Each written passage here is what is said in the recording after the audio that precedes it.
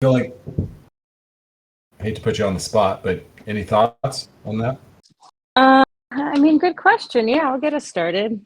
Um, where to start? I mean, I think there's like the most the most interesting merge will be between the Token Engineering Commons and Token Engineering Academy. So I feel like my hopes for the TEC this year is that that goes well. Yeah, I think maybe I'll just leave it at that. I feel like that's probably one of the biggest projects that we'll work on this year. Should I pass to Bear?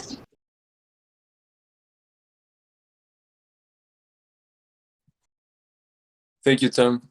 Yeah, for me, I think it would be really nice that we can actually settle kind of like the basis or like the fundamental structure for the commons. So new things and new projects can be built on top of that.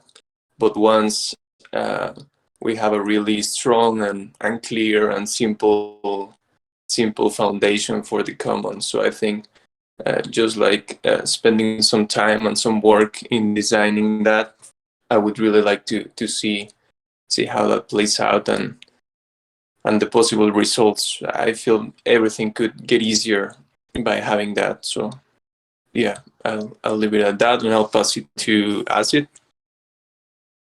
Thank you, Bear. Yeah, I hope this year we get more people here, new contributors. Also with that, having new projects and missions to, I don't know, to get a new mission here in TEC, so we can have like the old times, many people here just talking about token engineering commons, and yeah, also collaborate more with Token Engineering Academy, and hope we can still fund more public goods and token engineering related projects, so we can expand this family. And I'll pass it to Griff. Thanks. Can you tell me what the prompt is? Yes. What do you hope from Token Engineering Commons this year? Nice. Well, I really like I have calls with Gideon once in a while, and one of the things that he really likes frames TC as is re-gifting DAO, like a re-granting DAO, and I really like that model, and I hope that we can really lean into that and kind of double down on fundraising opportunities and legitimize our existence with that in mind. And there's a Gitcoin grants round coming up, so big opportunity there in 2 weeks. And then I also, of course, really just hope that we can help steward the Token Engineering Academy and make that part of our identity. Is like, this is the DAO that manages the TE Academy. I feel like if we can nail those two pieces, then we're set to do. The world is our oyster. I'll pass it to Mitch.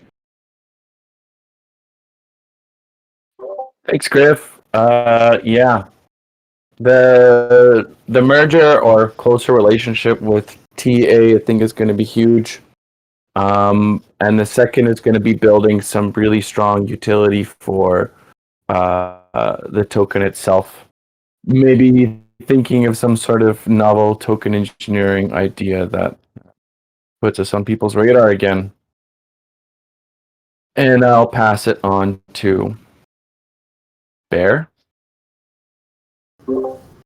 I'll take it. Everybody's gone around, but that was a good guess.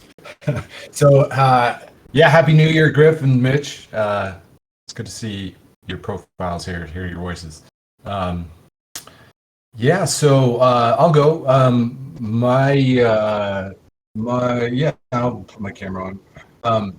My hopes for this year, I think the big one is the relationship with the academy. Like, that's going to be a big lift, trying to get that right and do that well. So I think that's the big one for me.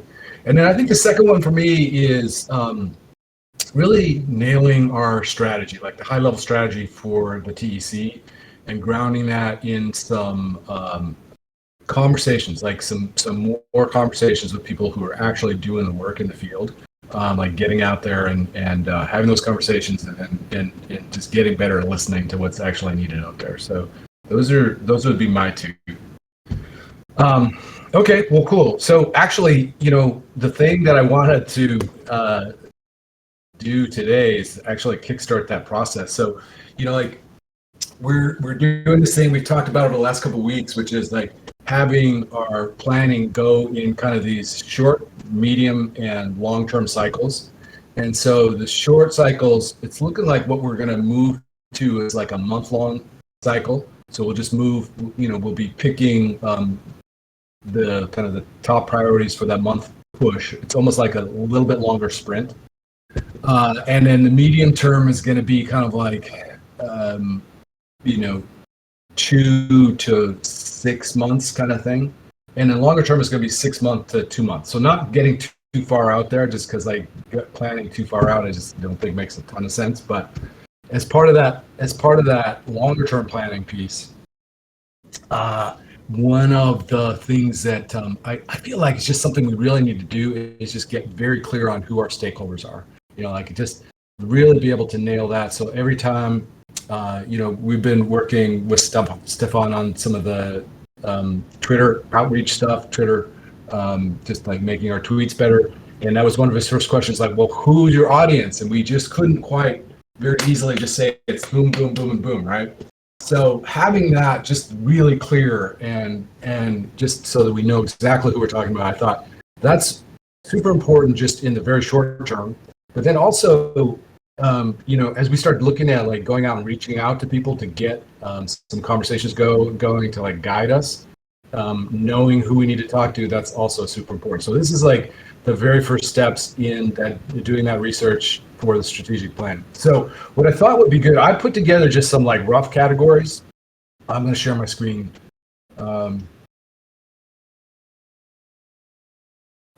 These are pretty simple, nothing fancy, but basically I just grouped them into some categories: students, teachers. So this is obviously including the academy at this point, right? So students, teachers, researchers, builders, consultants, clients of the consultants and the builders, and then funders. And so I wanted to throw that out and just basically just kickstart some conversations around, are these the right categories? Maybe as a first phase, like, are these the right categories? What's missing? And then in the next phase, maybe dive into these and try to get specific with like, who are we talking about specifically? Let's get some examples in here. So like specific people, but let's just talk about categories first. Like, are these the right categories? Welcome, Rex and Solstice Hey. Happy New Year. Hey, feliz año nuevo. So I don't know how much of that you call, but basically what we're trying to do right now is, this is kind of the first phase of strategic planning, just trying to keep it super practical with like clearly identifying the stakeholders of the TEC for, just so that we know who we're communicating to on Twitter and other communications, but also for strategic planning, and also for doing some research that we're going to be kicking off in the next month or so, just being super clear about who we're trying to reach. So first question is, are these the right categories? You can see on my shared screen. So I think there's some context too around like donors, like for Gitcoin grants, for instance, and also I mean, it's too general it's a little broad, but basically people who are playing with DeFi protocols, anyone who was hurt in Luna, for instance, is a clear audience that our messaging could hit if we targeted that audience, right? So I think it just depends on what our goals are with the communications, and then you know, we would tailor it to that goal. So like if we're trying to raise, like the TEC is trying to raise money on Gitcoin in 2 weeks, we should probably be targeting like, you know, a larger audience of Gitcoin funders. So I think it's somewhat context specific.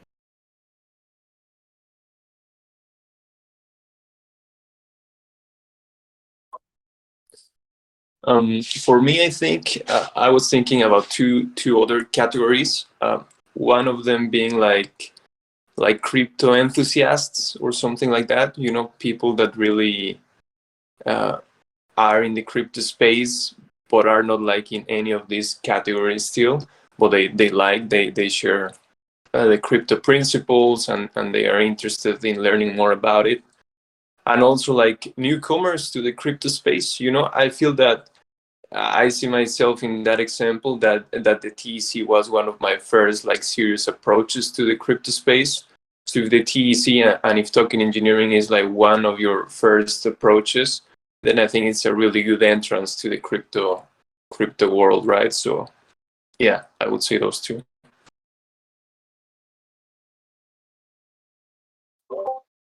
I was on another call, and I think Griff said something about Gitcoin. Are you talking about the Gitcoin grants round coming up specifically? Making comms for that? Yeah, like I mean, I think there's like our general audience or our core audience that we want to target like with a lot of comms, but then there's events like this Gitcoin grants round that's coming up in 2 weeks that maybe we want to you know, spread We it weren't on to. the last call, Griff, but Kotabe was saying that they're only focusing on climate initiatives for this round, and you need to be whitelisted. Maybe Only- that's a rumor, but I that's thought, what I heard. oh, okay. I'm Need not to sure. confirm before we get too far ahead on that front. Yeah. But my point is that in some contexts we might want to target anyone who's hurt by Luna because they will be donating on Gitcoin.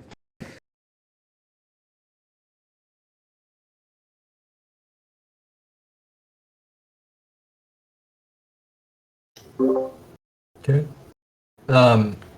So yeah, so other thoughts on these categories. You know, if you look at well, let me ask this, like, is it important to distinguish, so by builders, maybe let's define these things a little bit more carefully.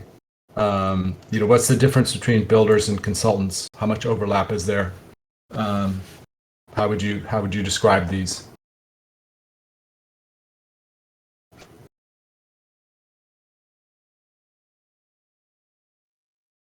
Well, maybe builders are the people who are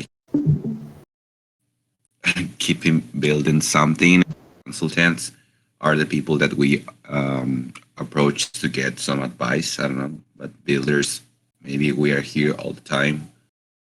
Or you're talking about in general all the space about builders. Well, when I was thinking about this originally, I was thinking, you know, people who are building the technologies and tools, Okay. and the people who are actually doing the projects to implement those for specific clients. But is that a good way of thinking about this? I mean, to what Bear said, it resonates the most with me. You know, like my interest in crypto came from philosophy, like the philosophy of crypto. And I think that there's some interest in maybe gauging like people who are completely new, who are somewhat far along the learning curve, and then who are experts. And whether they're builders or consultants or teachers, I feel like there's some place on that learning curve that they are. And that might make more sense to channel communication towards their level of expertise in token engineering versus their discipline or their job title or something like that. And then the other thing that came to mind is, if we look at token engineering as a transdisciplinary field, all of the fields that are involved, photography, game design, game theory, economics, law. I feel like all of these are also potential, have potential interest and overlap with what token engineering is doing.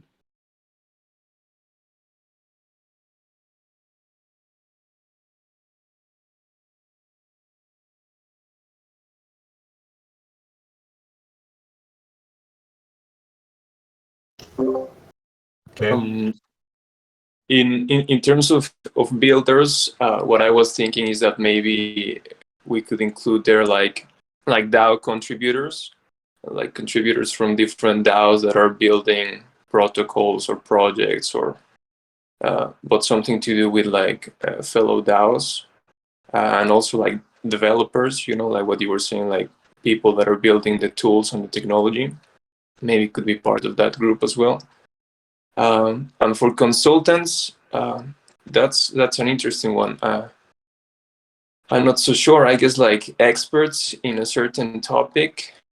I'm thinking like the subject matter experts could be some type of consultant, but I'm not sure if it's a consultant specifically on token engineering or maybe in one of the subfields of token engineering, or how could we define that more?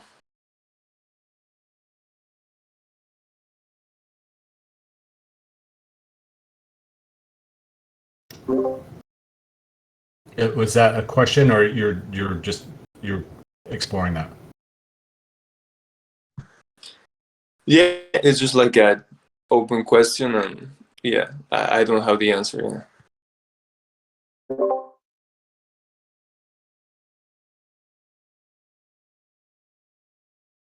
So here's a question for everybody. Are DAOs are DAOs the actual clients of token engineering? Like in what cases are the DAOs clients of the tools and the consulting?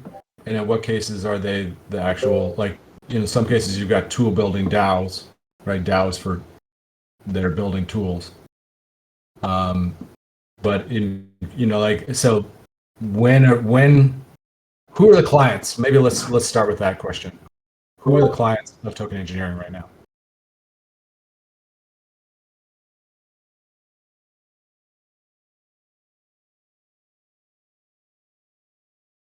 Is that the right question to ask? I mean, it's like, who are the clients of chemical engineering?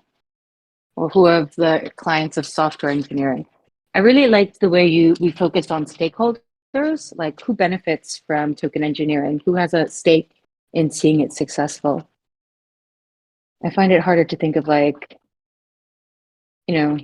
clients of token engineering, but more like people who benefit from robust token engineering practices. Yeah. I'll tell you the reason why I am suggesting clients as something is, ultimately there has to be some source of the demand for this expertise. Like if there aren't organizations or DAOs or companies or anybody out there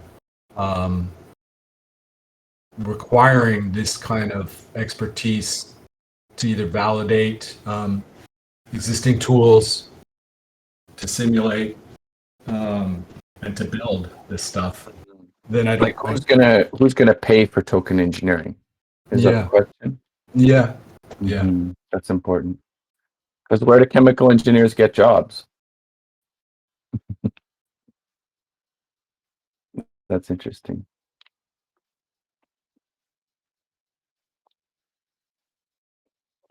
I mean, I think I had a conversation with Angela about this in the spring, and her take on this was, hey, right now, that's not really, there's a supply and demand issue with token engineering expertise, right? And so right now, it's more of a question of supply. There's just not enough supply of token engineering experts, so we need to focus there. But there's also, and I agreed with that actually. I thought that made sense. But I do think that there's a point especially in a bear market, where there needs to be some demand generated, right? There needs to be like part of the opportunity, I think, for the TEC is helping to kind of like paint the picture of why this stuff matters. Why should people be demanding and looking for this kind of expertise? What about like third-party auditors? Yeah. Is that like a consulting, or is that a? Yeah, like if sometimes you have an independent audit or a paid audit by a certain protocol. I want to say, hey, does this make sense? And you give it a stamp. What about, this is a really far-fetched one, but what about like institutions or governments or people who are looking to regulate the crypto industry? I know it's evil, but governments or industry regulators. Imagine all like what's his name, Gary Gessler trying to understand algorithmic stable coins or something like that.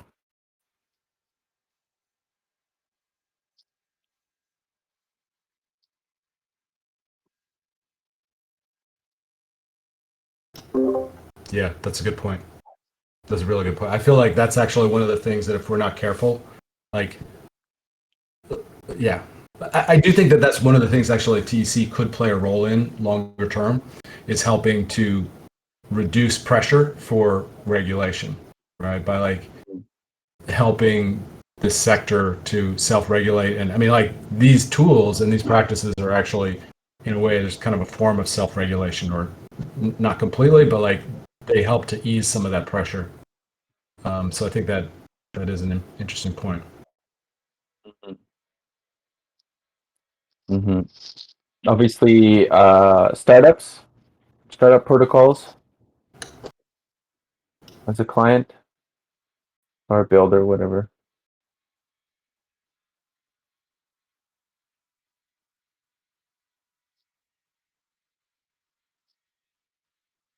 Yeah.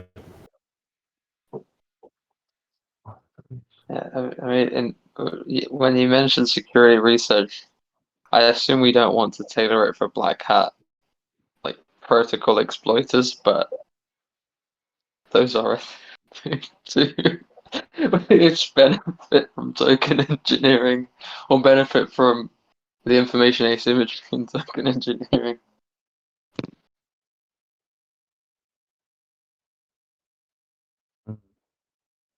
Yeah, that's true. I don't think we want that as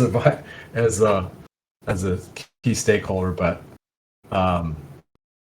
yeah, maybe some of the white hat folks. I don't know.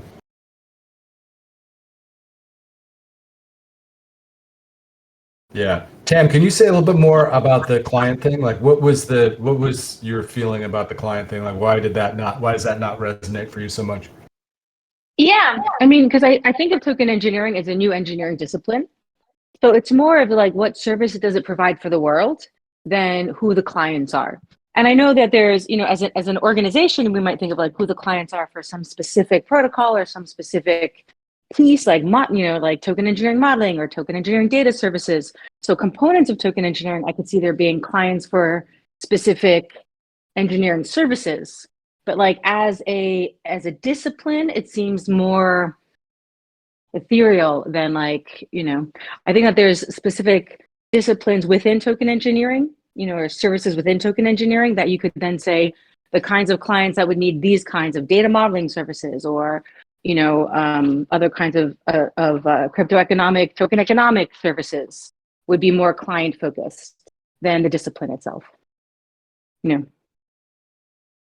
Thanks for asking me to explain it more, because it made it more clear.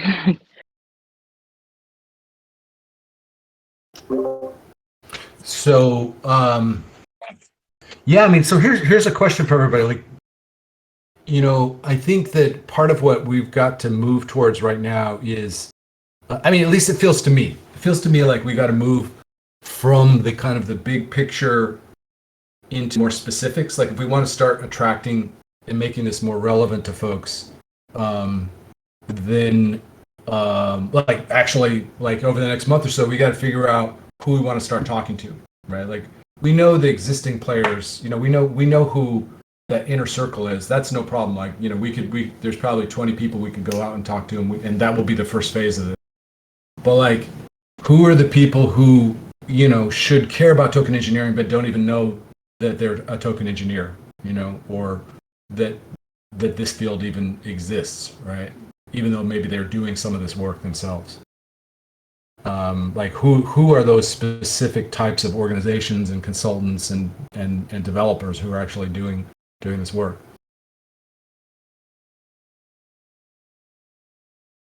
So after what Tam said and what you're saying, Gideon, a question raised to me. Are we right now trying to map like the stakeholders for the field of token engineering or for the token engineering commons for the TEC? Because I think there might be also quite some difference between the two. That's an interesting question. I would say the field, but yeah, I think that our job is to build the field. It's to advance the discipline of token engineering. But I don't know. Do you see it? And it maybe is the kind of thing where there's the field, and that's a much bigger subset, and the TC in the short term can't really address that whole field. So we've got to prioritize certain subgroups. But does that make sense?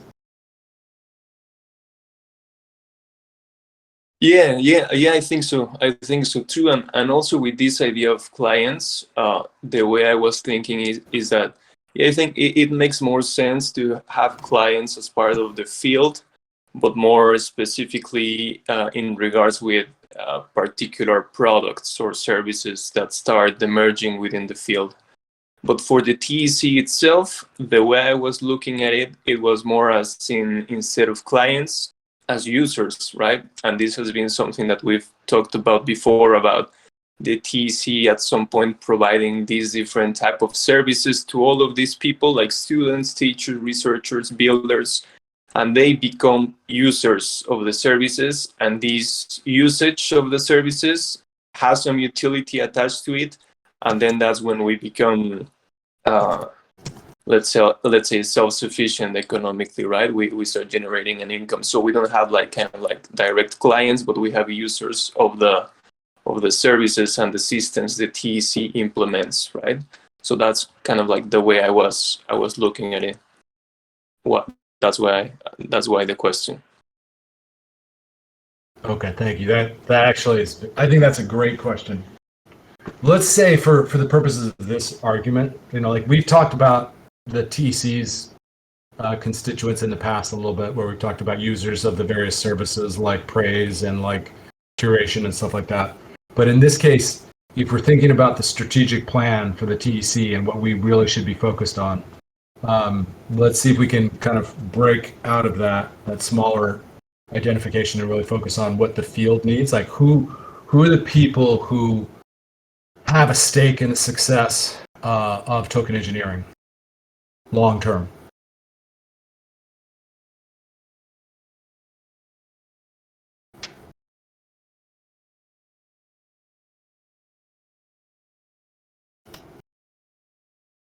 For that one, I think another group that probably would be, that I guess it would be then actually part of clients.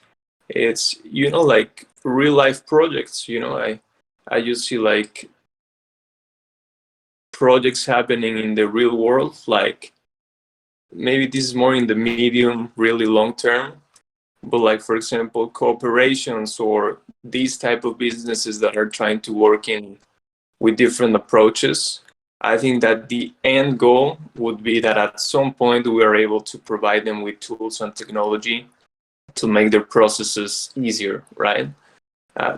And maybe like an earlier stage to that is looking for projects that are like online, right, on the internet, but same thing, like trying to do things in a different way, and that they need to have like a sustainable economic model, and we can, and the field can provide that to them.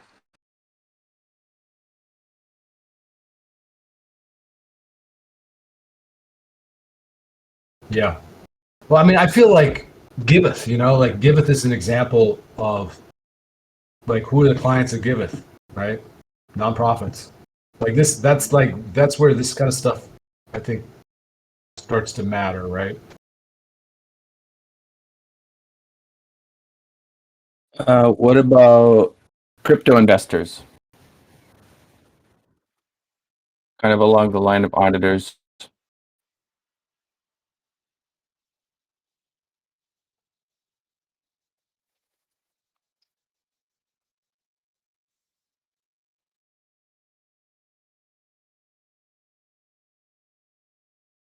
Yep.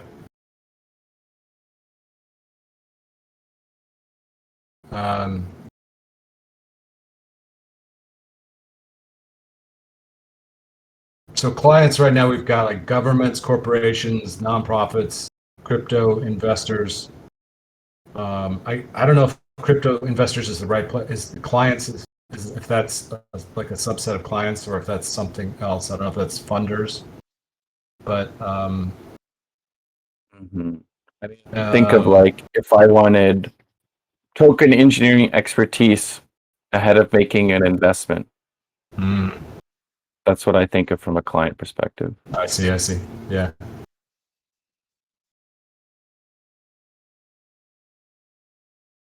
Okay.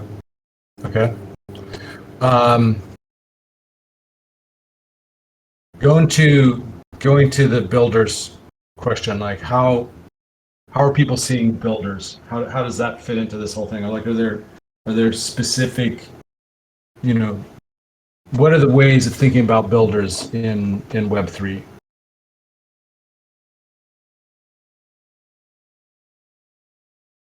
Or let's put it this way.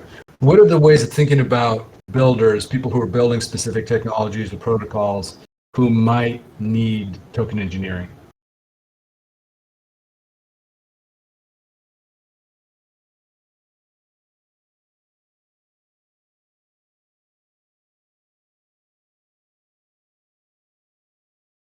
I would say for sure, like DeFi developers, like people developing those type of protocols.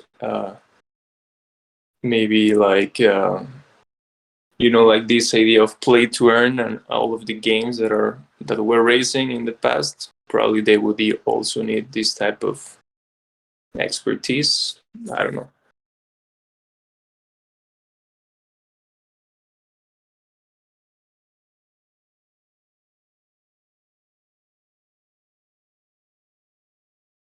And this is where I have this dissonance between the field and the service, right? Like, who needs civil engineering? Well, everyone.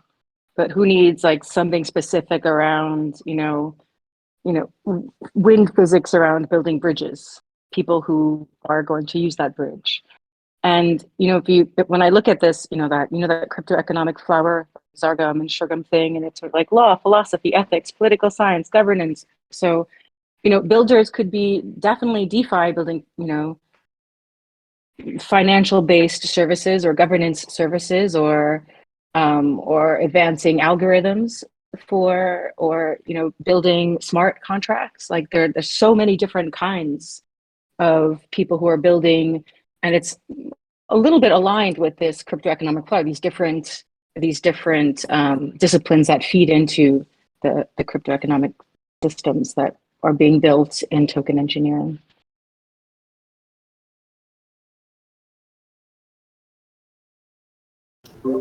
Yeah, I see what you mean.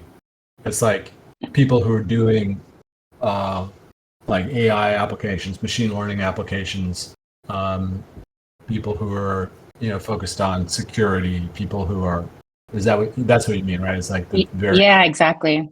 Yeah. Exactly. It branches out into so many different subfields. Mm-hmm. Mm-hmm. And just when we were talking about clients, one thing occurred to me, when we thought about how the commons could provide public goods, the three things that came to mind was like supporting research. So research in token engineering, supporting education and token engineering, and then supporting developers who are building open source systems that would be like the building blocks for future systems. And so, I think of, if I think of TEC's clients, not token engineering clients, but if I think of TEC's clients, like who benefits from our services that we can provide, it's really those three domains. People who are researchers and researching new crypto economic primitives, people who are building tools that others will use to build even bigger things, and then, people who are educating, like the Token Engineering Academy, about new future token engineers and laying the foundational knowledge to advance token engineering.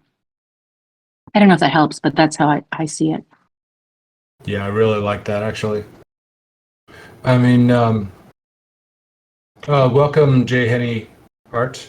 This is, you're at the Token Engineering Commons. This is a conversation we're having. It's a weekly meeting. And we are now in the midst of a conversation about our stakeholders and identifying those stakeholders. So you're welcome. I don't know if you'd like to say hi. Yeah, just I'm definitely new to the server. I'm doing like a lot of tokenomics like research myself, and someone gave me a link to Discord, so this is like my first time joining one of these meetings. So definitely happy to like join and listen. Your audio was a little bit garbled out there, so but you're welcome to maybe because I couldn't quite catch up. So there's a chat on the side. That might be easiest if you have a specific comment or thing you'd like to make. Please go ahead and do that too. And nice to have you here. Jam, actually, yeah, that was the thing that got me thinking about this to begin with. Is like, as we think about what, so we've got our mission, vision, and values, and it's like, yeah, but what do we actually do? And I think that this question of like, well, supporting research, education, and then development of open source projects. I was thinking about, it's like there's the support for research and education of kind of like new knowledge, new token engineering knowledge and expertise. And then there's like this other piece that we're not quite doing, but it was like a little bit more like what we were trying to do with the matching service last summer, which is like deploying that or figuring out a way to actually get that expertise out in field, like getting it into the hands of clients. So like there's something here, and that's why I was going down this direction of like, I think that the TC can play an important role of like helping to build the expertise, but then also helping to get that expertise channeled into the right directions. And so that was how I kind of came into this, is like looking at this from an industry segmentation perspective.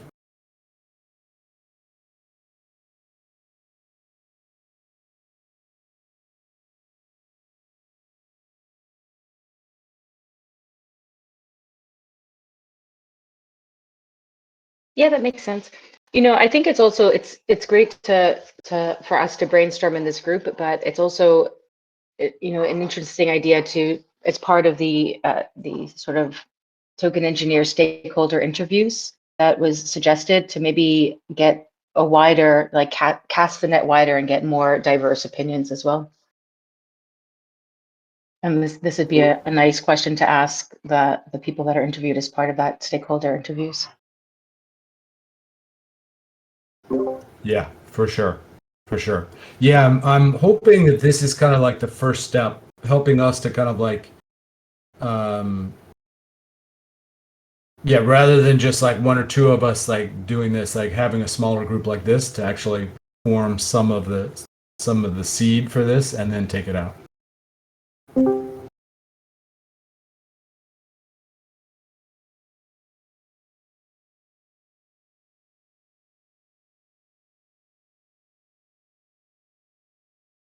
Yeah, I mean, Honestly, right now, I think one of the challenges that we face as a community is there's just not. We've got just a pretty small group of people here at this point, right? Who are weighing in on this stuff, and everybody's super busy. So that's one of the challenges. Like, we're. Hey Nate, welcome. Yeah, it's like how do you catalyze this? How do you get this going with enough knowledge where it's like it's legit? Like we've done enough thinking up front to then take it out to the Trents and Sargums and the others of the world, and maybe it's not a big deal. We just take it out to them and say like, this is pretty rough. We'd like your feedback. That's probably not a huge deal, but I think it would be good to kind of like do a couple passes on this before we take it out.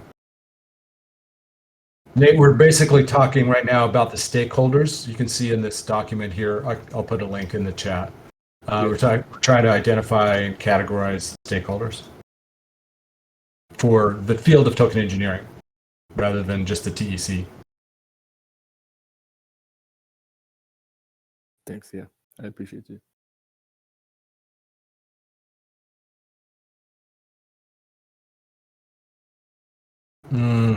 Okay. I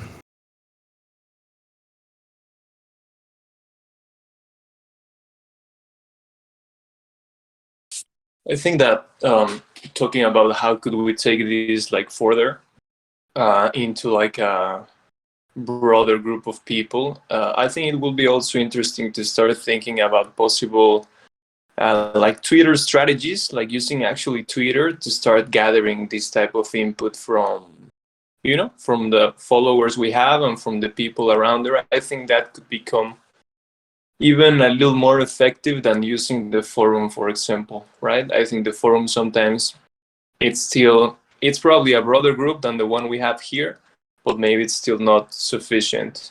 So I think maybe coming up with some like fun strategy, doing some polls or some threads, or I don't know, like doing something fun but strategic through Twitter, where we can start gathering some of these inputs.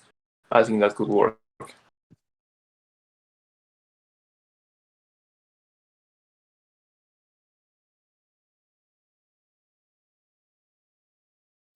Yeah, I like that. I mean, I think that's part of the next step is basically figuring out what this looks like. How do we take it out to the next wave of people? Is this like some type of Google survey, or do we do, maybe Polis, something like that, or maybe to your point, maybe we're doing some type of just Twitter polls. I mean, there's a trade-off between like the actual accuracy of like a survey, of like a Google survey, Google form type survey, versus like the Polis stuff, which is a little bit less accurate, but it's more open-ended, and then Twitter is even more open-ended, I think.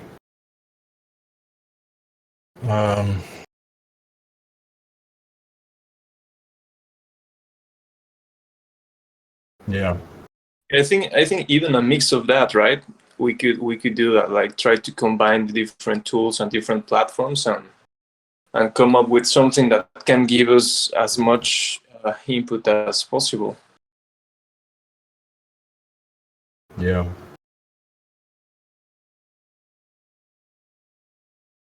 I don't know that it's got momentum yet, but I remember there was the idea of doing a kind of stakeholder interview and asking people who are in the token engineering field, not necessarily participating in token engineering commons because they're building their companies or building their projects or building other communities, to maybe sit down and do interviews with them, 30 minutes, 45 minutes. And I would see this as being one of the logical questions as part of a more broad, what does token engineering need?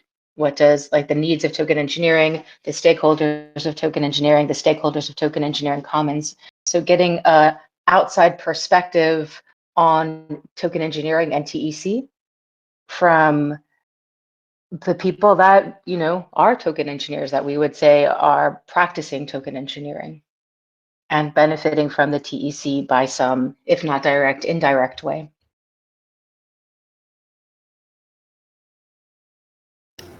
Yeah, exactly. No, that is, I think that's the goal here for sure. You know, and it's like, how do we, like, to me, it feels like there's this known knowns, right? There are these people we know, and we could have these conversations pretty easily, right? But then there's like the next wave of people beyond that who we've got to reach, because I mean, I don't know what you all think about this, but to me, it feels like the potential addressable audience here, like the people who really should be caring about this, is much, much bigger than the people who know what token engineering actually is.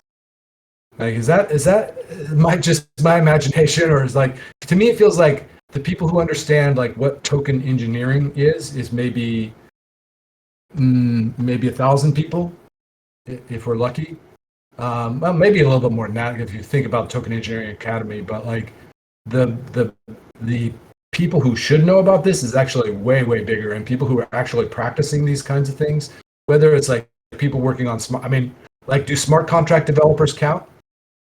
Or is that just like some subset that's not really directly, you know, relevant? I mean, right now, smart contract auditors are doing most of the token engineering audits, and they would just think it's smart contract auditing. So, and some do that kind of type of audit, and some don't, and there's not really a lot of talk about that. Like, you don't know. I mean, the really good auditors do a token engineering audit as well. They don't just audit the code.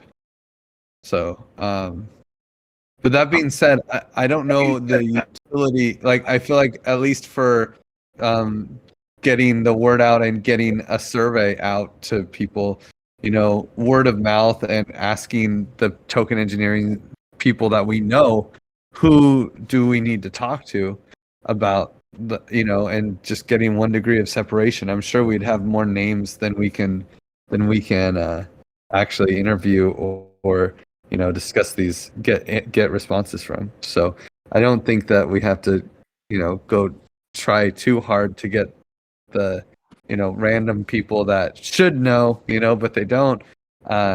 It's of course context if we're talking about tweets, or if we're talking about, like, you know, practical projects like a token engineering survey.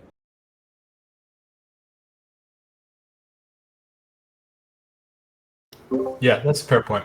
I mean, it could be that, you know, part of just the what we're doing here is we're asking those people, you know, we're asking the people who are easy to get, you know, like, who else should we be talking to, who are, you know, the obvious players, but then also, like, who are the people who we could be talking, you know, it's like work through the existing players to reach these people who may be in these other corners that we're not going to be able to reach. And I guess that's kind of what you're saying too. Yeah. All right. Well, I think that we have probably gotten as much out of this right now as we can. I think that the next steps will be, maybe I'll tighten this up and do like a little bit of work on this over this next week or so. We can come back to this, and then maybe just basically start to pull together a list of specific people, like, as our next step of people we want to go and talk to within these categories. And yeah, we'll just do that. Let's do that as our next step, is like actually start to put some specific names to this list, and then pull together a set of questions we want to start asking people. Does that make sense to people?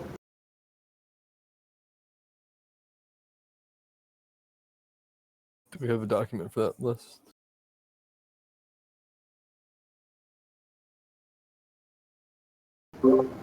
Okay. All right. Well, I think we can probably end early. And does anybody else have anything for today worth mentioning?